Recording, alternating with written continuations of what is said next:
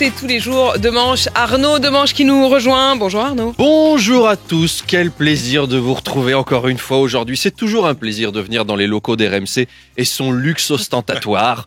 Bah oui, non mais j'ai vu, il y a des viennoiseries en coulisses. Bah c'est... J'ai calculé. Hein. C'est pour Gérard Larcher. Il y a 13, c'est pour Gérard Larcher. Bah oui, non mais c'est vrai.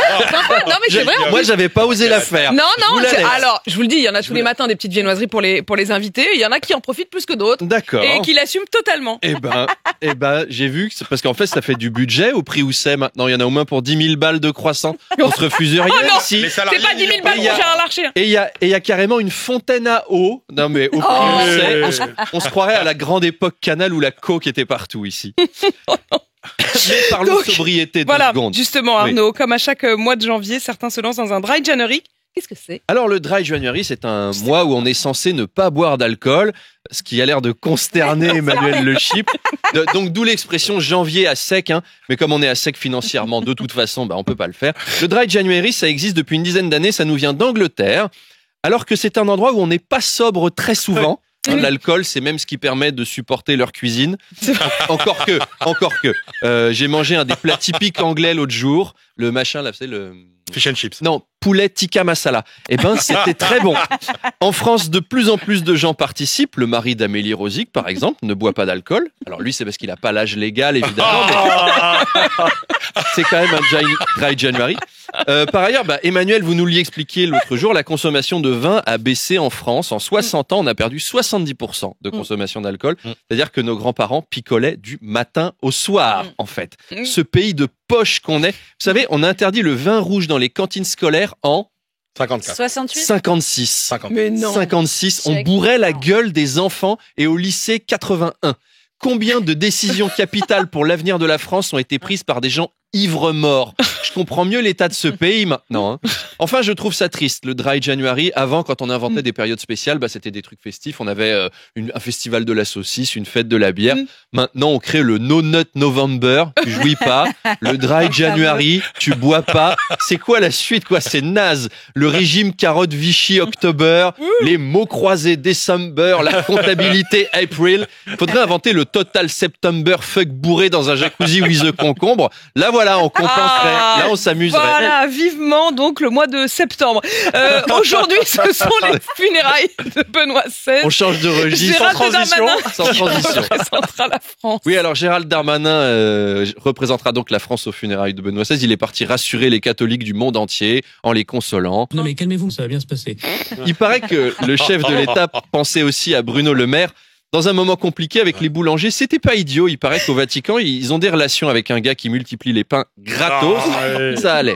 Alors, c'est une simple cérémonie funéraire. Hein. Ça n'est pas une canonisation. C'est dommage parce qu'une canonisation, c'est toujours une cérémonie impressionnante à regarder. Il y a le pape qui fait un discours.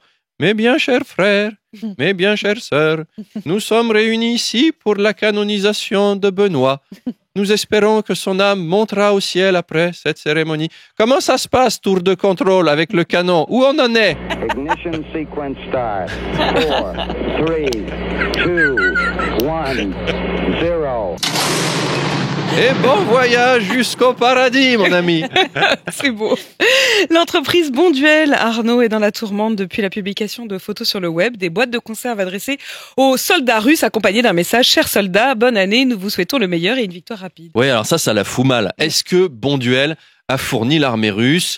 Comme la moitié des dignitaires russes sont des légumes, on peut quand même se poser la question.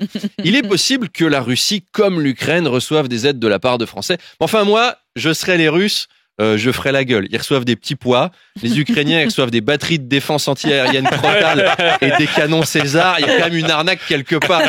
Les Russes, ils vont faire quoi? Ils vont quand même pas charger leur bazooka avec des boîtes de 3 kilos de salsifis. Ça craint, quoi. Imagine tes soldats russes. Ton pays t'oblige à te battre dans la neige alors que t'as rien demandé, et t'as une puissance ennemie qui t'envoie de la Macédoine industrielle. Clairement, on se fout de ta gueule. Moi, j'aurais plutôt tendance à penser que Bonduel fait ça pour aider l'Ukraine. Parce que nous, on en a eu à la cantine. Hein. On sait ce que ça veut dire du bon duel. Ils veulent les tuer. C'est un piège. Mangez pas ça, les gars. Vous allez perdre la guerre. Et dans la douleur. C'est cruel. Merde, c'est des soldats. Ça doit manger de la viande, des céréales, des trucs consistants. Ils reçoivent des haricots verts. C'est des trucs que mangent des influenceuses au régime. Prenez Emmanuel Le Chypre. Bon, il est juste chroniqueur économique. Ça va, c'est pas l'armée. Nourris-le 3 jours aux haricots verts. Déjà, lui, il sera pas bien sur son plateau. Hein. Non, je pense que Bonduel a réfléchi à tout ça. C'est une stratégie pour réduire les effectifs ennemis. Tu leur fais bouffer des salsifis pendant 1 semaine. Ils finissent par manger le soldat d'à côté. Du coup, il y en a moins. Bonduel a d'ailleurs formellement démenti avoir envoyé de la nourriture à l'armée russe. Les photos viendraient en fait d'un don fait à une banque alimentaire et tout ça ne serait donc que de la propagande du Kremlin. C'est pas la propagande la plus triste de l'histoire. Regardez, France nous soutient. Bonduel est avec nous. Putain, si c'est tout ce qu'ils ont trouvé, c'est ça. C'est vraiment naze, quoi. Un soutien de Moët et Chandon, ok, c'est classe. Mais Bonduel, qu'est-ce qu'ils vont revendiquer comme soutien, les mecs, après? Que des trucs de la loose. Allez, La Foire Fouille, Gilles Verdez, Affida Turner, Florian Philippot. Enfin, non, remarquez, le soutien de Florian Philippot, ils l'ont déjà. Quelle tragédie que la guerre. Ça craint vraiment. Allez, à demain. À demain, Arnaud Demanche tous les matins, 7h20 et 8h20 sur RMC.